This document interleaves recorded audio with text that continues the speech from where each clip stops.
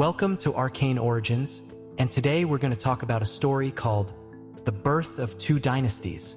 During a quiet dawn in Hastinapura, when the rains have faded but the smell of wet earth still lingers, the palace wakes to a silence that feels heavier than usual. Because the storm from episode 1, the storm that began with Bhishma's terrible vow, is not over. It is only shifting. Years pass after Satyavati marries Shantanu. The kingdom blooms. Peace settles like a warm blanket. Bhishma stands guard like a living fortress. But peace never lasts. One day, as the morning sun rises over the palace walls, the kingdom hears news. King Shantanu is gone. The man whose love shaped destinies leaves behind two sons, Chitrangada and Vichitravirya, born to Satyavati. Bhishma, bound by his vow, refuses the throne. He becomes the guardian of the children, raising them with the devotion of a father and the discipline of a commander. Chitrangada becomes king, but fate takes him too soon, in a meaningless duel with a celestial spirit. Now the throne rests upon the shoulders of the young Vichitravirya, and Bhishma, true to his vow, becomes his shield. One morning, deep within the palace, the Queen Mother Satyavati approaches Bhishma. Her voice is full of urgency. Vichitravirya is king, but he needs a queen. Bhishma nods. No hesitación, no emotion, only duty. He rides to the kingdom of Kashi, where a royal swayamvara is underway. Princesses Amba, Ambika, and Ambalika stand adorned like moonlight. Kings and princes gather to win their hands. But then, the doors burst open. Bhishma enters, not as a suitor, not as a guest, but as a warrior with a destiny to fulfill. He declares, "These princesses shall be brides to the king of Hastinapura." The hall erupts in outrage, but Bhishma does not waver. He defeats every challenger, not with arrogance, but with the cold precision of a man who has nothing to gain, yet everything to uphold. He brings the three princesses back to Hastinapura. But fate is never simple. Amid the celebrations, Princess Amba steps forward. Her voice trembles, but her eyes burn with truth. "I was in love with King Salva. Let me return to him." Bhishma, honorable as always, agrees. But when Amba goes to Salva, he rejects her. "You were taken by another man.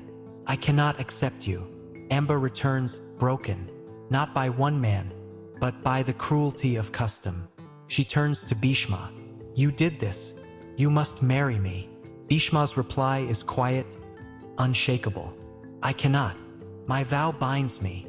Amba's heartbreak transforms into fury. In the palace courtyard, under the burning sun, she declares, "I will one day be the cause of your death, Bhishma. This is my vow." The wind stirs. Fate listens.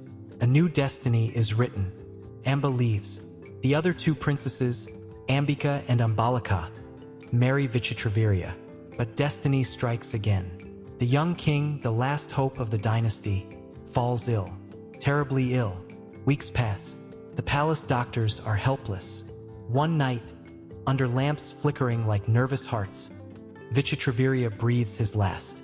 The kingdom falls into panic. No king. No heir. No future. Bhishma stands still as stone, crushed between his oath and his duty. For the first time, Satyavati's voice breaks. "Bhishma, your vow has cost us everything." He lowers his head, not in regret, but in helplessness. She then reveals a secret she buried long ago. "I had another son before Chitrangada and Vichitravirya, a son born from the sage Parashara. His name is Vyasa. He alone can save this kingdom." Vyasa arrives at the palace, not like a prince, but like a storm, his hair wild, eyes fierce, presence unsettling. A man who carries the weight of years spent in forests, meditating in silence. Satyavati explains the crisis. "There are no heirs. The dynasty will die." Vyasa nods. He agrees to perform Niyoga, an ancient custom allowing a sage to father children for the sake of preserving a bloodline. Ambika is sent to him first, but when she sees Vyasa's fearsome form, she closes her eyes in terror. A child is born, Dhritarashtra blind. Next, Ambalika is sent. She turns pale in fear. A child is born. Pandu frail and pale. Finally, a maid is sent, calm, composed, unafraid. A child is born. Vidura wise, righteous, brilliant, but because his mother is a maid, he cannot become king. Dhritarashtra grows powerful, strong, towering, but blind and therefore unfit to rule. Pandu grows intelligent, skilled, and noble, but cursed from birth with weakness. Vidura grows the wisest of all, but society will never allow him a crown. A kingdom with 3 princes, yet none fit for the throne. Satyavati watches the palace, her heart sinking further each day, but destiny smiles a cruel smile, because these 3 boys, blindness, weakness, and wisdom, will shape the greatest story ever told. And thus, beneath the calm skies of Hastinapura, the seeds of 2 dynasties are planted. One dynasty will give birth to 100 sons, another to 5 brothers, and together, their fates will collide like thunder and fire.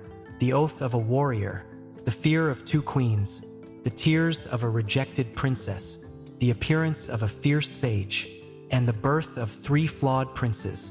These threads weave the fabric of a destiny no one can escape. The game has begun. To be continued in episode 3, the Pandavas and Kauravas arrive. Follow and subscribe for the 3rd part of this video called The Pandavas and the Kauravas Arrive.